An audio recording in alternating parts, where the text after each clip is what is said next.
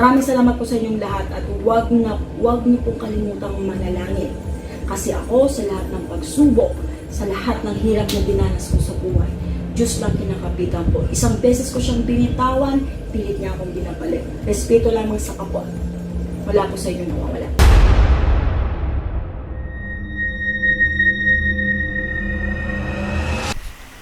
Hello po mga Kapi-TV. Sa video na ito, tatalakayin natin ang masasamang pangitain sa mga susunod na araw na ikakagulat ng lahat. Pero kung ikaw ay hindi pa nakasubscribe sa aking channel, baka naman.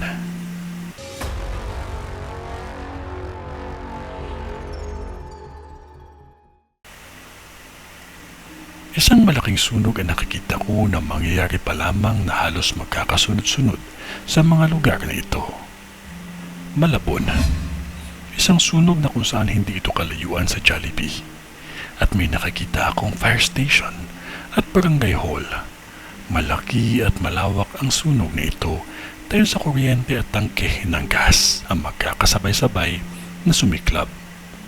Ang kulay ng bahay na ito ay kalapit niya ang kulay cream at wood style halos sa loob nito. Maingat at huwag kalimutan ang magdasal palagi. Tayuman, mauulit itong sunog.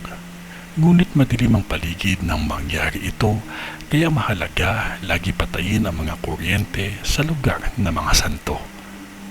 Mangyayari ito ulit sa Tayuman na kung sa kabilang kanto ay bintahan ng mga santo at ang kabilang kanto naman ay may mga kainan, dyan mismo sa may mga kainan masusunog. Magmaingat lamang ang lahat at huwag kalimutan ang magdasal palagi. Sa ngalan ng Diyos Ama, ng Diyos Anak, at ng Diyos Espiritu Santo. Amen.